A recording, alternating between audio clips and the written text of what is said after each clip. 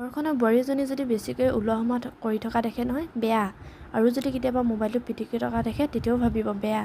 লগতে যদি কিছুমান কথা কাৰোবাৰ ওপৰত অকণমান বেছিকৈ কৈ দিয়া হয় তেতিয়াতো ক'ব তাইহে বৰ বেছি জানে, আমি যেন একোৱেই নাজানো। তেনেকুৱা কিছুমান এনেকুৱা লোক আছে মানে যিয়ে অকল বেয়াটো বিচাৰিয়ে ভাল পায়। তাৰ মাজত যে কিবা এটা ভাল গুণ আছে সেইখিনিতো সিহঁতৰ একদম সপোন জগতৰ কথা, আৰু সেয়াটো ভাবিবই নোৱাৰে, কল্পনা জগতৰ কথা। ভগৱানে যিহেতু জীৱনটো দিছে সেইকাৰণে নিজৰ মতে কিছুমান কথা চলিবই লাগিব, কিছুমান কথা শুনিবও লাগিব বা কিছুমান কথা এৰিবও লাগিব। কিন্তু সেই বুলিতো নিজৰ জীৱনটো একেবাৰে কাৰোবাৰ ওপৰতো একেবাৰে গতাই দিব নোৱাৰোঁ। কোনে বেয়া পায় কোনে ভাল পায় পাই থাকক, নিজৰ মতে নিজৰ কামবোৰ সময়মতে কৰি গৈছোঁ। তাৰ মাজত মোক কোনোবাই যদি বেয়া পায় তাতো ক'বলগীয়া একো কথা নাই। ৰাতিপুৱাতে গা পা ধুই মেলি গোহালিটো ভালকৈ চাফ চিকুণ কৰি লৈ ছাগলীকেইটাকো কেইবাদিনো হ'ল পেলুদৰৱ দিয়া নাছিলোঁ, সেইকাৰণে পেলুদৰৱো দি ল'লোঁ। দুজনীমান বৰ টেঙৰ দেউতাই ধৰি মেলি সহায় কৰি দিলে। আৰু আমাৰ ৰাতিপুৱা প্ৰায়ভাগ বেছিকৈ ভাতেই খোৱা হয়, কিন্তু আজি বেটাই একেবাৰে ভাত খাবলৈ মন নকৰাৰ কাৰণে চুজি, অ'টছ, কণী লগতে ঘৰত যিখিনি শাক পাচলি আছিলে তাৰে অলপ মিক্স কৰি মেলি ধুনীয়াকৈ বনাই দিলোঁ। এনেধৰণে খাবলৈ দিলে মানে দিনটো ইমান খাবলৈ বিচাৰি নাথাকে, ধুনীয়াকৈ পেটটো ভৰি থাকে।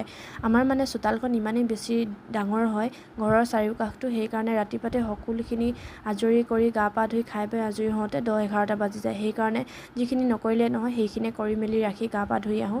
আৰু এতিয়া ধুনীয়াকৈ খাই বৈ আমিও আজৰি হৈ ল'লোঁ। লগতে কাইলৈ যিহেতু গণেশ পূজা সেইকাৰণে ধুনীয়াকৈ ঘৰৰ চাৰিওকাষটো চাফা কৰি ল'লোঁ। গোটেই ঘৰটো চাৰিওকাষে বাঁহ গছ বুলি ক'লেও বেয়া নহ'ব, সেইকাৰণে বহুত বেছি লেতেৰা হয়।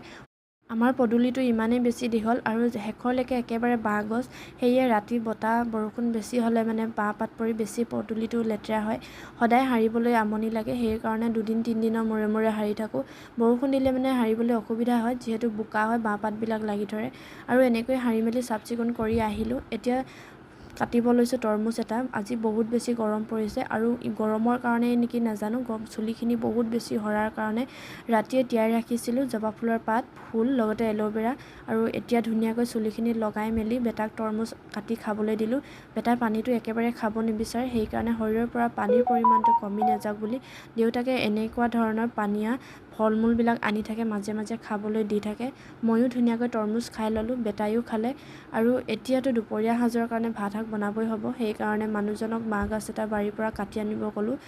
ডাঙৰ ডাঙৰ নাই সেইকাৰণে সৰু সৰু দুটা আনিলে, কিন্তু বাঁহগাজ চব্জি বনাই খোৱাতকৈ কিন্তু খৰিচা বনাই খাবলৈ বহুত বেছিয়ে ভাল লাগে। আৰু এতিয়া কাটি মেলি চাফ চিকুণ কৰি মেলি দিলে মই বনাই ল'লোঁ ধুনীয়াকৈ। আৰু ইফালে ঘৰলৈ বেপাৰী আহিলে চব্জি নিবৰ কাৰণে। দেউতাই বাৰীত যি যি চব্জি আছিলে তিয়ঁহ, জিকা, বডি কি পালে সকলোখিনি আনি মেলি বেপাৰীক জোখ মাখ কৰি দি দিলে।